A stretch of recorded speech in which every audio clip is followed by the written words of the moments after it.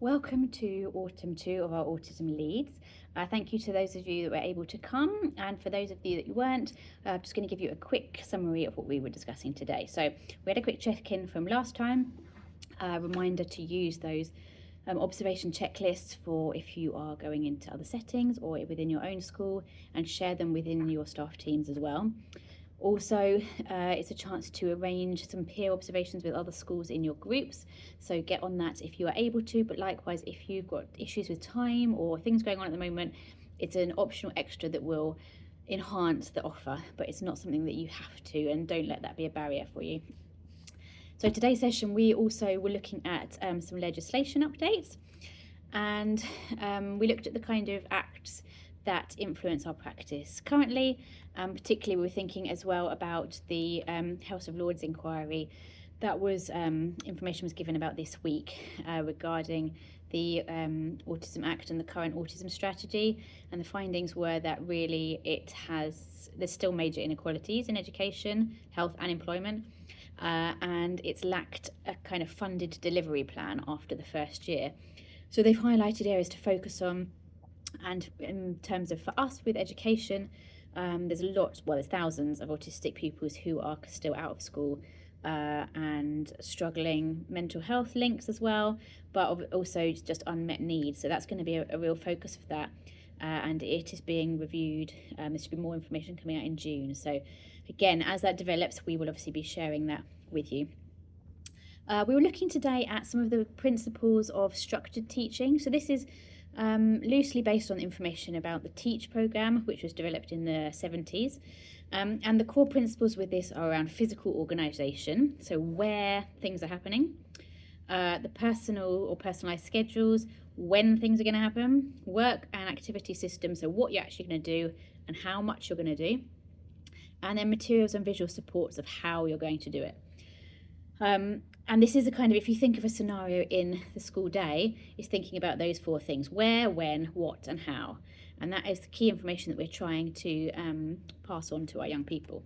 So we looked at the physical organisation, thinking about the organisational space, the environment. Is it clearly labelled? Are there things in place maybe to minimise distractions or create clear boundaries, perhaps about where pupils are able to go and not? Things like using lines on the floor or on the desk to mark off specific areas of space. And then obviously there's all the other sensory considerations, things like displays that we talked about previously, and looking at how much information there is and whether that actually needs to be kind of toned down a bit, and the colours we're using. Then when we're going to do this activity, so having a kind of schedule for the young person, whether that's objects of reference, a colour-coded timetable, or perhaps a personalised timetable or schedule if you're wanting to break down much smaller chunks of the young person's day. Then this next one about what they're doing is kind of scaffolding related. So what work are they doing, how much work, what's the concept of finished, and how do they know they're making progress, and what is going to happen next. So this could be in the form of a choice board with a timer. It could be having now, next trays or activities. It could be having a simple 1 to 5 structured thing of, you're going to do your homework, then you're going to do page number this, problems, questions this to this, complete your homework sheet, go to English at 9:25. Like very clear step-by-step schedule. It might be about breaking down the actual task, so rather than a massive long page of maths questions, just cutting up strips so they've got that very clear start and end and can see where that progress is on the activity. And then the how can you actually get the job done? What do I need to do in that moment? And this is where we often don't see as many visuals in the nitty-gritty of what you need to do. So it could be for washing your hands, the exact steps of turn on the water, put the soap on your hands, etc. It could be step-by-step pictures or highlighted parts of a recipe, if that was an activity you're doing. It could be just a post-it note or whiteboard with bullet points of choose 3 describing words, write 3 sentences, have a movement break. What are the steps in that lesson and how is it actually going to work?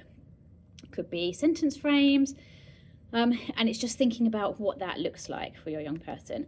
And we had some examples of how we kind of explored that for different scenarios. So snack time, in a drama lesson, lots of different varieties. And then finally, we had a quick look at a preparation sheet with a list of skills to prepare for aiming to have achieved by the time you finish secondary school. And this is a kind of work in progress, so you might want to edit it for your own setting, but it's something to think about for giving to primary schools that are coming up to you if you're a secondary setting, or for secondaries to work on with the young people. And it's a really good gradual thing to work on now to help with that transition. So, as usual, any questions, please send them directly to me or in our group email chat, and I will look forward to seeing you in the new year.